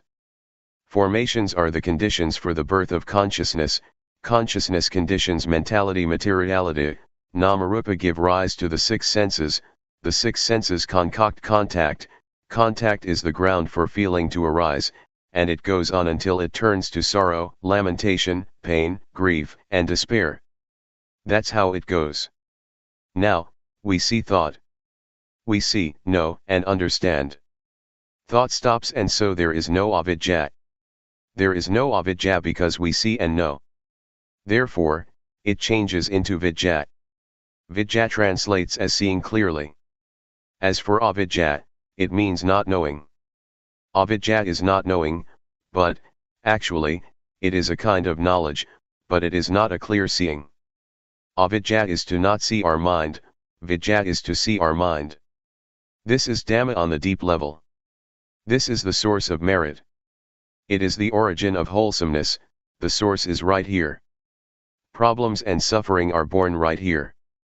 We have to study according to the Buddha's teaching. If we don't see this point, right here, it means that we don't see the origin of suffering, we don't see the origin of merit. They are opposites like this, there is bright and dark, there is white and black. When there is blackness, we don't see anything white, and if there is whiteness, we don't see blackness. When there is darkness, there is no brightness, when there is brightness, there is no darkness. If we catch this point, there is no delusion. There is no greed, hatred, and delusion. We don't have to chase it away. We think that they exist because we don't see them, we don't see the defilements over here. We say that we want to let go of defilements but we don't see them and so we can't let them go. There are no defilements. The method, to see your mind, right here. When we see our mind every moment, at all times, every second, this is called training ourselves. When it is like this, when we are working and someone blames us or praises us, the speed of awareness really catches up with the good or bad things in the mind. It flashes in, really fast, faster than sound, faster than light, even faster than electricity or whatever is fast. Awareness that has been trained, the mind that has been trained, is like this. I dare to insist and guarantee that the teachings of the Buddha are a pair with the world, they don't avoid the world. Whoever can practice like this is called someone beyond the world. Being beyond the world doesn't mean going up into the sky. Being beyond the world means to be above the objects of the mind, beyond suffering. When it is finished, there is nothing that can proliferate anymore. It is as we chant, we sung Karaka Thang Jit Thang, the mind has reached the state that cannot be concocted anymore. That's what it's like. Supplement. Biography of Luangpor Teean. Birth. Luangpor was born in the village Bohom, Chiang Khon District, Leh Province, on Tuesday, the 5th of September 1911. The name of his father was Jean, his mother's name Soam, and his family name is Intapu. Luangpor's real name was Pun Intapu. The reason that he is known as Luangpor Teean, is that in the vicinity where he lived, it was the custom to call someone according to the name of his firstborn child. Luangpor's first son was named Teean, so relatives and friends called him, Por Teean, father of Teean. His wife's name was Ham, and she was called Mae Teean, mother of Teean. Luangpor had 5 brothers and sisters, 4 brothers, namely Sai, Pui, Huan, and Pon, and 1 sister, named Wuan. His sister, now called Aunt Num, is the only sibling still alive. The others have all passed away. Childhood. Luangpor's childhood was pretty much the same as that of other children who live out in the countryside, far from civilization. On waking up in the morning, he would help his parents with working in the fields and looking after the cows and buffaloes. In the evening, he would herd them back home. Luangpor said that he never had a chance to study in a school because there was no school around where he lived. To study, one had to travel to a more developed area, and communication at that time was not yet convenient. So Luangpor was not able to travel to a school far away from his village. Luangpor said that in the area where he lived, there was virtually no material development. He had never seen a train, a car, an airplane, or even a bicycle. Novice ordination. When Luangpor was about 10 years old, his uncle, who was a monk and had been studying in Hubon Ratchathani province, came to ask the boy's parents to let him be ordained as a novice, so that he could assist and serve the uncle. The name of the uncle monk was Yakupong Junsuk, who had been ordained since he was very young, and he stayed in the robes. Before Luangpor was ordained as a novice, he used to go to the local monastery where his uncle stayed, every morning and evening. This monastery was called Wat Pu, or Wat Bun Pot Kiri, and it was located not far from his home. Before going to the fields, Luangpor would take food and flowers to his uncle and pay respects, and in the evening, after hauling water from the stream, he would return to the monastery. After his ordination as a novice, his uncle taught him to do the morning and evening chanting and how to request precepts, and he would give the boy a Dhamma talk. The monk also taught him about lucky signs and how to practice meditation, including walking meditation. Luangpor learned the Lao language and scriptural language written on leaves. They studied without writing, just by memory. At night, after studying, the uncle would take him to do walking meditation. The uncle was diligent in practice, sometimes getting up at night to start walking. The path for walking was almost 40 meters long, and Luangpor would walk beside him, about 10 meters away. As for training in meditation, the uncle had Luangpor sit cross-legged, in full lotus position, with his eyes closed as he recited the syllable, dhud, on the in-breath, and tho, on the out-breath. At that time the uncle had several friends, monks, who taught meditation. Luangpor remembered one of them who taught him meditation. His name was Ajahn, teacher, Sao. When Ajahn Sao saw Luangpor practicing dhud though, he stated that one cannot climb a tree from the top, one has to start at the roots. He had Luangpor count the breaths, in 1, out 2, in 3, and so forth until 10. On reaching 10, one counts backward down to 1 and starts from there again, continuously. Ajahn Sao said that to practice like this is sacred. If one is stabbed he should practice like this and blow on the wound, the blood will immediately stop flowing. When one sleeps out in the forest, where there are tigers and ghosts, he should bless stones by practicing in this way that the monk taught, put them in a circle around oneself, and sleep in peace. The tigers and ghosts will be afraid and they will not dare to come close. Uncle taught Luangpor to concentrate on agasana by using a circle drawn with the feet, about a meter away, and concentrate on it until one sees light. In the morning one should look at the sun without blinking until the eyes get used to looking at the sun. Uncle said that one who can do this is a fire-eyed hermit. When concentrating on someone, that person will collapse immediately, or one can create a fire through concentration. The uncle also had incantations to shorten the earth. Luangpor said that his uncle was a tall man with white skin, like a Westerner. When walking behind him, Luangpor had to run to keep up with him. Later, Luangpor realized that the incantation to shorten the earth was like this: uncle had long legs, and one stride of his would equal 3 of Luangpor's steps. Once, Luangpor went with his uncle to Laos, but because Luangpor was still a child, he cried whenever anyone talked about home. So, in the end he had to return back home. Luangpor was a novice, staying with his uncle for 1 year, and during that time he learned quite a few chants. This was because the uncle had studied in Hubon and he had studied chants from Cambodia as well. When Luangpor disrobed, he was sorry that he could not study more of these superstitions. At that time he wanted to be able to fly, become invisible, have the celestial eye and ear, shorten the earth and be invulnerable to attacks with knives and guns, just like his uncle. In those days, in that area, there was still considerable belief in ghosts. A boy was expected to know protective verses in order to look after himself and his family. His uncle had compassion on him and taught him seriously. First monk ordination. When Luangpor was 20 years old, he ordained again with his uncle. The head monk of Chiangkhon district was his preceptor. Luangpor trained in meditation and chanting with his uncle, as before. He learned nothing new but developed what he had learned already.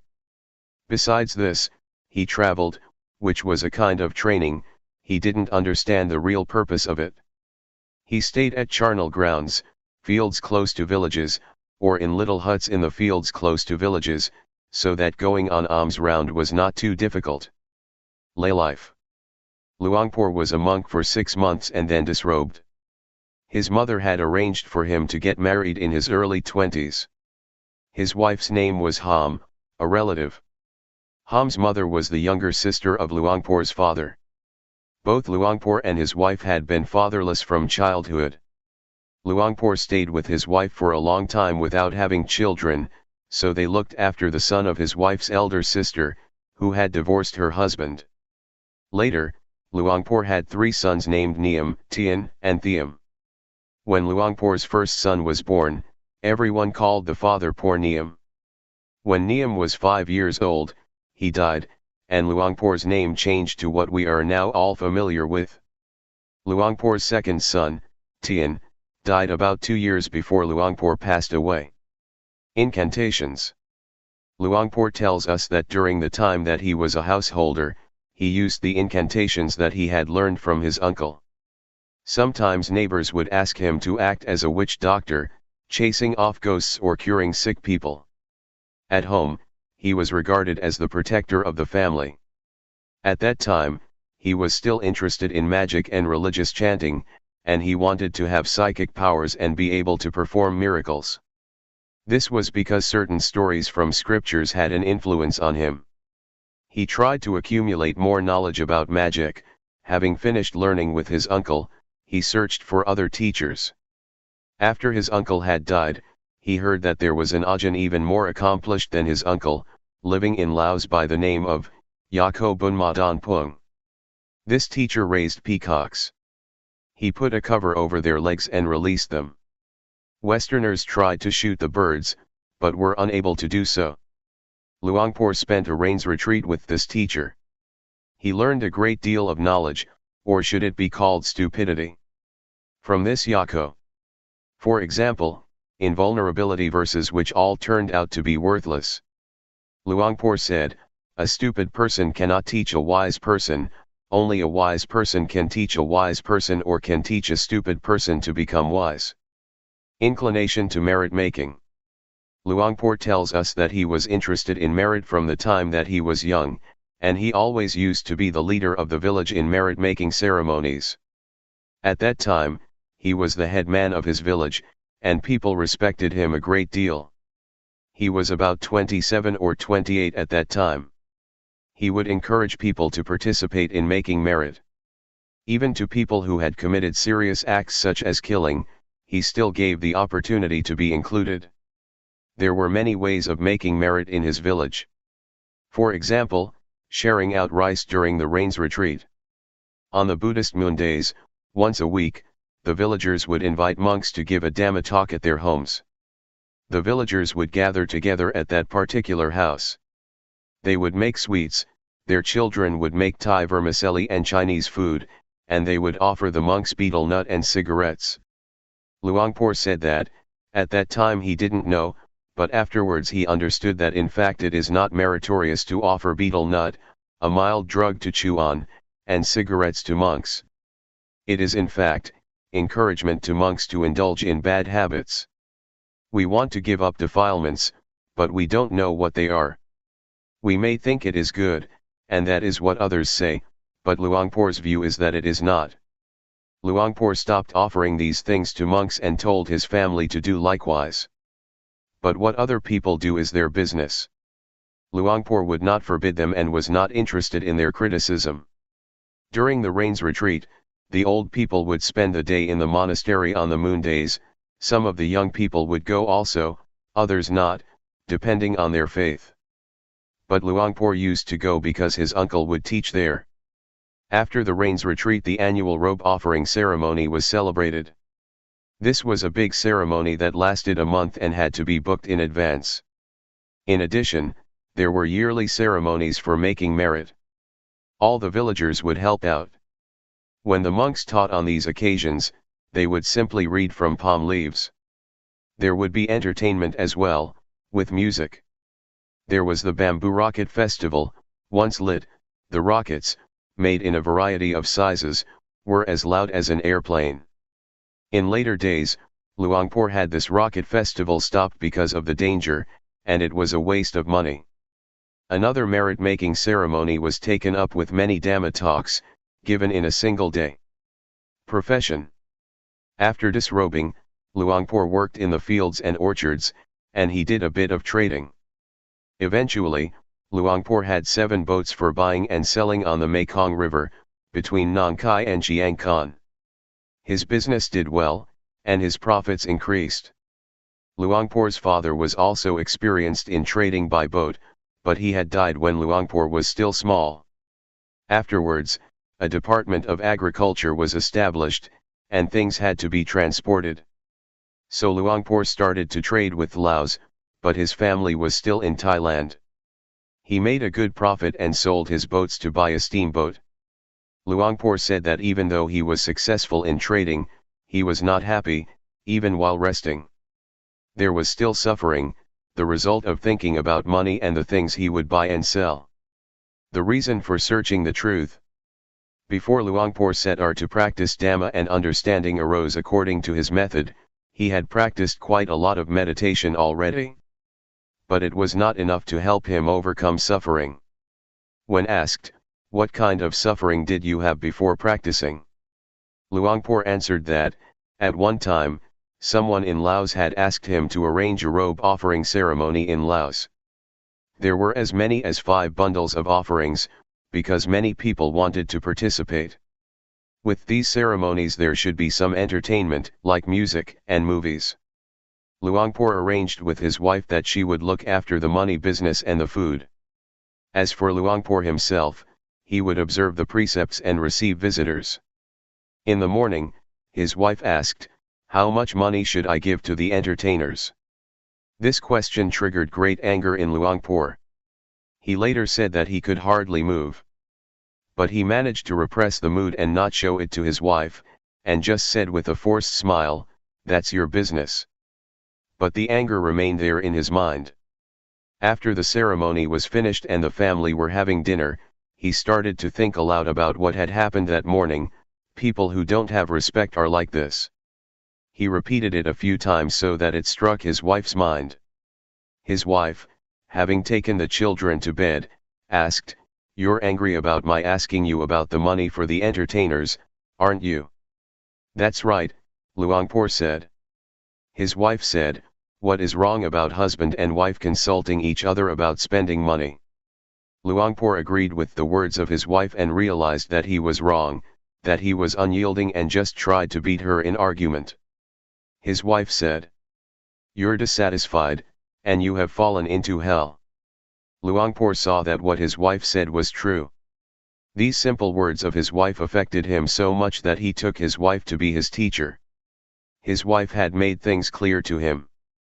Before, Luangpor didn't know that anger is heavy suffering, that it is like falling into hell. Even when making so much merit with the ceremony, he still felt as though he were in hell. It seemed as if he had not gained any merit, because he felt heavy-hearted all day. But on hearing his wife's words, he felt better and could abandon the mood to some extent. But how to really deal with his thoughts, he didn't know. He resolved in his mind, "If I cannot conquer this kind of suffering, I won't give up practicing the Dhamma." Luangpor thought about this matter for years. He tried to buy and sell less, and in the end he decided to stop working altogether.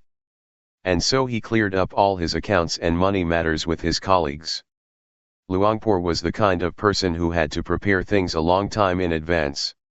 It took him almost 3 years to arrange everything the way he wanted.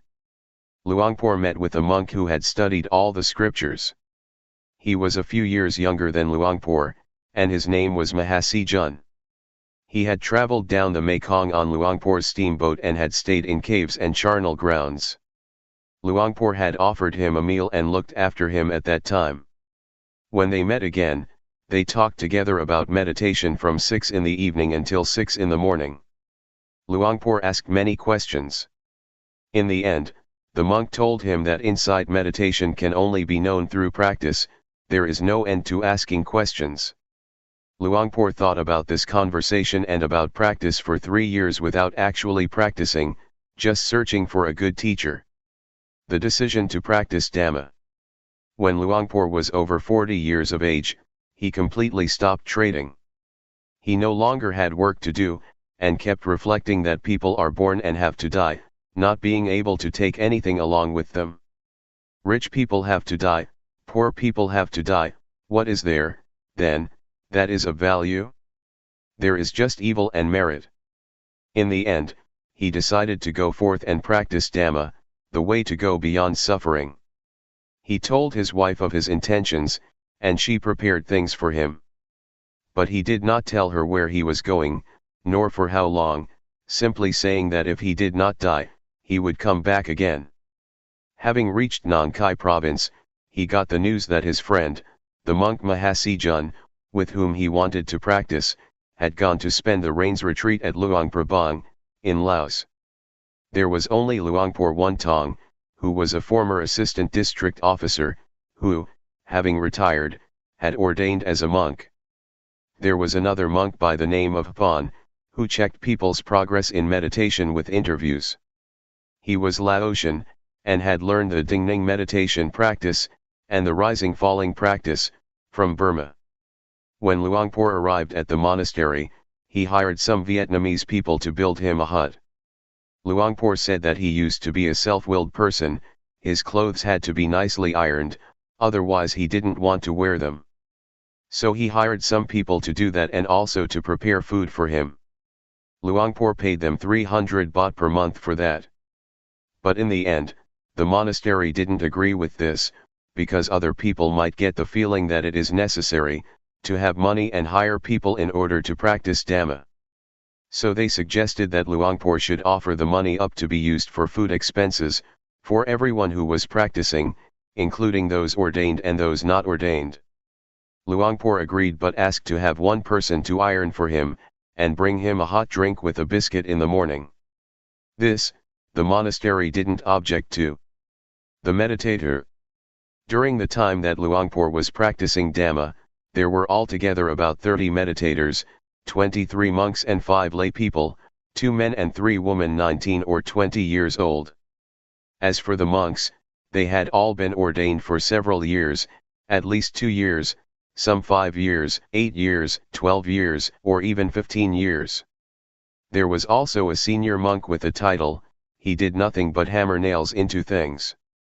He pulled down one of the huts and repaired it, making lots of noise. Luangpor kept wondering when it was going to be finished. Another practitioner was Mr. Hoipor Muk, a trader who was acquainted with Luangpor and who had given him considerable advice about how to make a living. This man would come to chat with Luangpor while Luangpor was engaged in practicing. Later on, whenever Luangpor saw him coming, he would wrap his head in a cloth and do walking meditation out in the sun.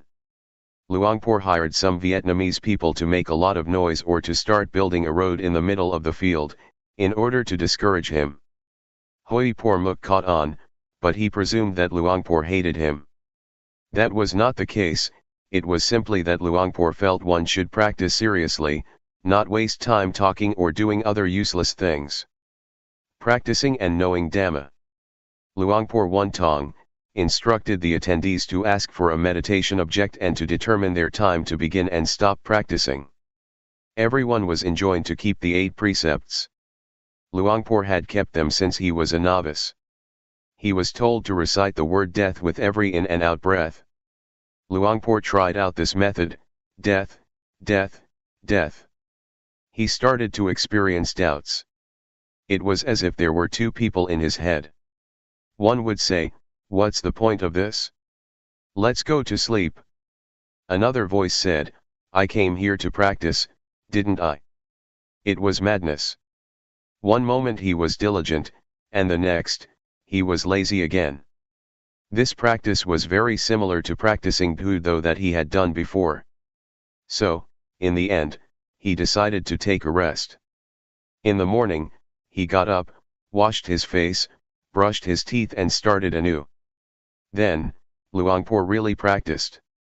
He didn't practice like the others, he was really serious and really determined. This time he practiced the Dingning method, using bodily movements, but without reciting the 2 words to label the movements. He was sitting when a scorpion fell on his leg, a mother with babies, they all ran about over his leg. Luangpor just watched. When the baby scorpions had all returned to their mother, Luangpor got a stick and let them climb onto one end. Taking hold of the other end, he laid down the stick outside. In the blink of an eye, Luangpor had insight. He understood materiality mentality, rupa dhamma, nama dhamma, rupa disease, nama disease. On knowing the latter, spiritual disease, he knew instability, impermanence and non-selfhood, not just knowing from the scriptures, but really knowing. Then, he understood convention. He realized how deluded he had been believing in all those silly verses and incantations to protect him, and make him invulnerable. So much so that tears rolled down his face. Next, he understood religion and Buddhism. Then evil and merit, i.e., he knew now that evil means stupidity, and darkness in the mind, and he knew that merit is to be clever, to know, to hold brightness in the mind that is clean, bright, peaceful, pure, and serene, the mind of the Buddha. This is what Luangpor knew in the morning.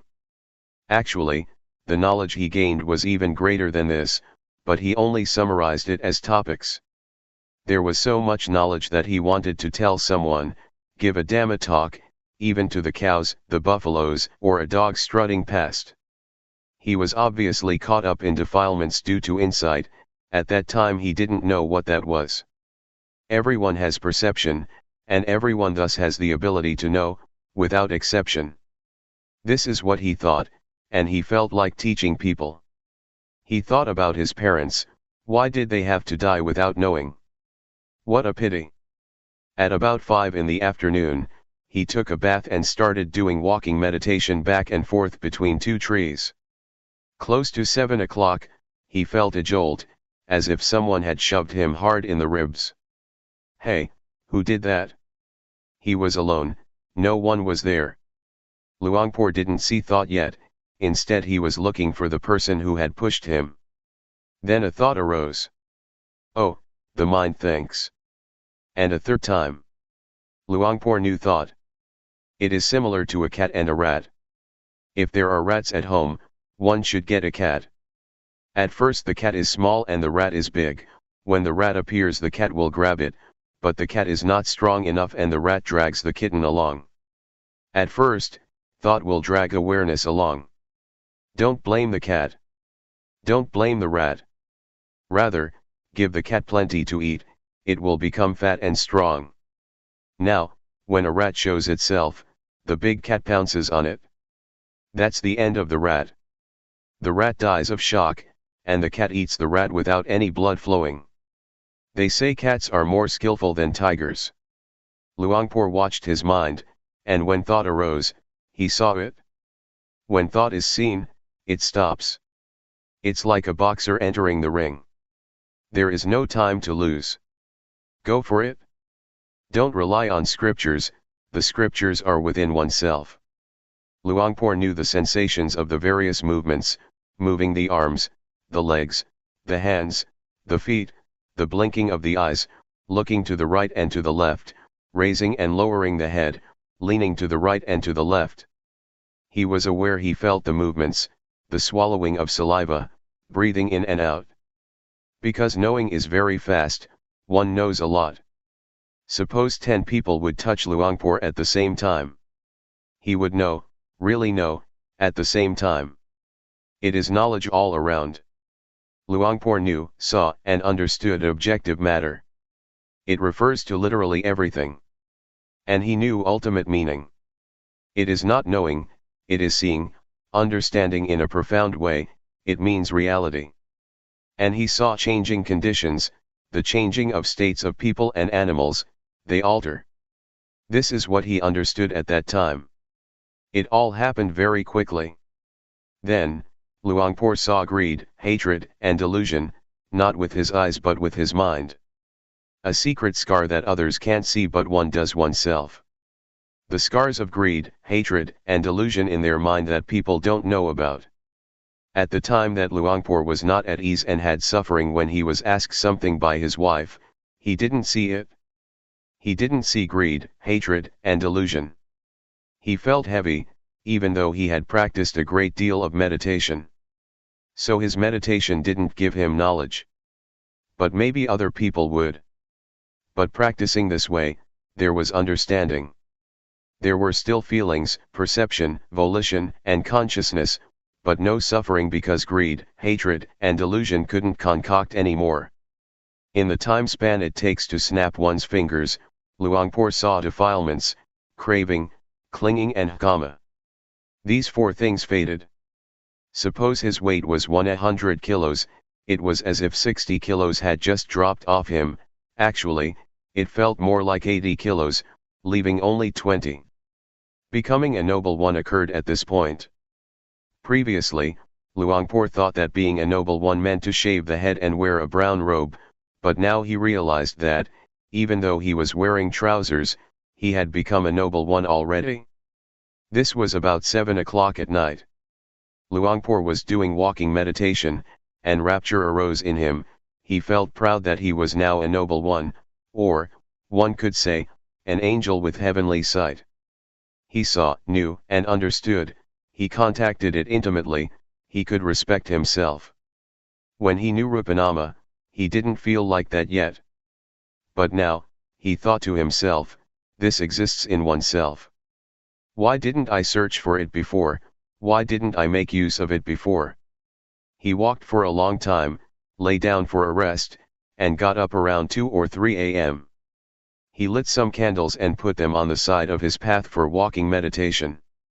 Just then, a big red centipede, as long as 25 centimeters, crossed his path. It didn't notice Luangpor and went about its business. Luangpor was afraid it might bite him, so he got a candle to see where it had gone. When he didn't see it, he put the candle back in its place and continued walking back and forth very mindfully. Then, the understanding came, virtue is the means to eliminate the gross defilements, concentration is the means to eliminate the medium defilements, and wisdom is the means to eliminate the subtle defilements. The gross defilements are greed, hatred, delusion, craving, clinging and kama. They've already faded and gone. Virtue had appeared. Luangpor understood the aggregates of virtue, concentration, and wisdom. The 5 aggregates of form, feeling, perception, volition, and consciousness are virtuous. This is not a matter of precepts. He understood feeling, perception, volition, and consciousness to be objects for awareness. It is called Namarupa. That day, Ajahn Hapan came for an interview. How is it going? Nothing is going on, but I feel dizzy and exhausted, Luangpor answered. Do you feel yourself sitting there? Where is your awareness? Ajahn Hapan asked. Luangpor said, I feel myself sitting here and awareness is with me. All right, keep practicing, Ajahn Hapan instructed. Luangpor wanted to have a good long discussion with him because he felt very confident, but he waited for the next time. When the next time came, Luangpor was sitting on the ground, ready for any kind of question. Well, how are you, layman from Chiang Khan? Ajahn Hapan asked. I am not in any mood whatsoever, Luangpor said. He knew that Ajahn Hapan wanted to hear of some problem so he could solve it. Why is there no mood, no obstacle, he inquired. Luangpor said, because I have no pains and nothing in my mind. Next, Ajahn Hapan asked, did any knowledge arise? Yes. What do you know? I know myself, Luangpor said. How is that? Asked Ajahn Hapan. I know the movements, sitting, lying down, I know myself. Someone who doesn't know oneself is like a dead person, Ajahn Chaphan remarked. I've really died and I've been born again. Luangpor said. Why do you say that? Because what is dead should be discarded. I've died from what is dirty and bad in the mind. The defiled and dark mind, the dull mind has died, but the body is still there. That is what Luangpor told him. Ajahn Chaphan thought for a while and then asked, Is salt salty? No, it is not, was the answer. Hey, why is salt not salty? Ajahn Chaphan wanted to know. Because the salt is in the kitchen, I'm not contacting it with my tongue right now. And pepper, is it hot? No, it is not, I don't taste it at this moment. What about sugar, is it sweet? Luangpor denied it, that is to say, he took the present as his foundation. Next, Ajahn Chaphan asked, what is blacker than black? Black is black, there is nothing blacker than that. On being asked about white and red, he answered in similar fashion. Well, then, said Ajahn Chaphan. Suppose this is a forest and someone came to see me here, and on the way back he shot a tiger. Suppose you are over there and you were asked to come here, would you come? Yes, I would, if I'm asked to go, I'll go. It would be disrespectful not to go. Luangpor said. But, objected Ajahn Chaphan, a tiger will eat you. I don't see any tigers, said Luangpor. And would you walk on the path or take a shortcut through the forest? Ajahn Chaphan inquired. I wouldn't go through the forest. I would take the path. If there is no path, I can't see the tigers coming, but if I walk on the path, I will see tigers straight away, and I can get away from them. But if I don't see them coming, I can't avoid them, explained Luangpor. Ajahn Chaphan had no more questions and praised Luangpor for his answers. No one had ever answered as Luangpor had. Luangpor understood the difference between tranquility and insight meditation. If one looks at it from one angle, they cannot go together and are even opposites. Samatha and Vipassana don't go together, but they can support each other. Luangpor really understood this matter.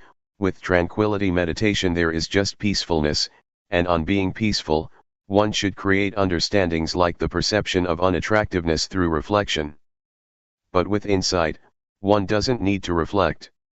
Teachers had told Luangpor that in order to practice insight meditation, one had to study 6 topics, namely, 1. The 5 aggregates, 2. The 12 senses, 3. The 18 elements, 4. The 22 faculties, 5. The 4 noble truths, and 6. Dependent origination. Luangpor didn't study all that, because he had studied enough already. He knew many things since the time he was a novice. His uncle had taught him. But now, when he was practicing, the knowledge that arose was not just knowing from memory. It was not the same. Insight meditation destroys defilements on all levels, like a tractor. Wherever it goes, plants and trees, no matter how big, are all uprooted. Greed, hatred, and delusion are pulled out by the roots. Defilement, craving and clinging are pulled out by the roots. Luangpor saw the cankers of sensuality, being, and ignorance. He saw that to be attached to peacefulness is what the canker of sensuality is about. As soon as he had seen them, it was as if a tractor pulled them out by the roots. The canker of being refers to being caught up in something. The words being and birth have deep meanings. They can mean the being and birth of the body, or they can mean spiritual being and birth. The word birth also has the connotation of the momentary arising of the sense of self, ego, or me. In other words, one identifies with what one is caught up in. Whatever one calls it, it is just convention. The tractor pulls all of it out by the roots. The canker of ignorance means to not know the truth, not knowing anything, or just not knowing one's life. The tractor pulls it all out. Luangpor understood about evil and merit, where and how long one would be reborn, if one performed evil or meritorious actions by body, speech, or mind, or together. Luangpor was walking up and down at 5 a.m., and it was just as if he took his clothes off. He didn't really do that, of course, but he felt so light, as though he was walking about a meter above the ground. He saw his condition being broken. The state of arising passing was right there. Both the body and the mind returned to their original state. There was a break off. This state of arising passing is the most valuable thing. The essence of Buddhism exists in everybody. What happened to Luangpor, everyone must experience. Whether one realizes it or not, one has to come to this point. Everyone is going to die for sure. This is real, this is a truth. It cannot be otherwise, it doesn't alter. Whether one studies or not, whether one is rich or poor, we all have to die. Death is a sure thing, it is directly ahead of us. Everyone should study and practice in order to understand it. When one understands, one is truly at ease, and one will be ready to die at any time. One no longer has to plead with death, because it is fun, one is delighted to die in whatever way. One is not afraid of anything whatsoever. This is called seeing, knowing, and understanding the words of the teachers. Teachers used to say that the Buddha only cut his hair once, and it didn't grow after that. This doesn't refer to hair on the head, rather the mind returns to its original state, and the body returns to its original state. That is why it is not necessary to study about the 12 senses, the 18 elements, etc., etc. One can describe it in terms of the first, second, third jhana and so on, or not, because one knows by oneself. Sontit Tako, to be seen for oneself, Agaliko, not bound by time. Luangpor knew the natural state. In this state, one doesn't have to do anything. He knew this in the morning. The Buddha kills people, talk like this people don't like. In reality, the Buddha doesn't kill anyone, but he kills what is bad. When people develop awareness and wisdom, whatever is bad will die. It will disappear by itself.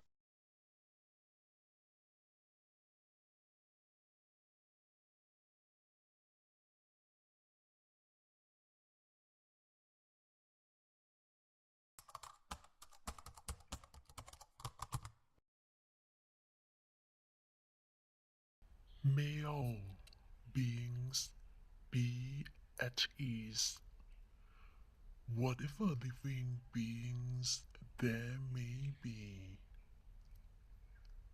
whether they are weak or strong, omitting none, the great or the mighty, medium, short or small, the seen and the unseen, those living near and far away, those born and to be born. May all beings be at ease.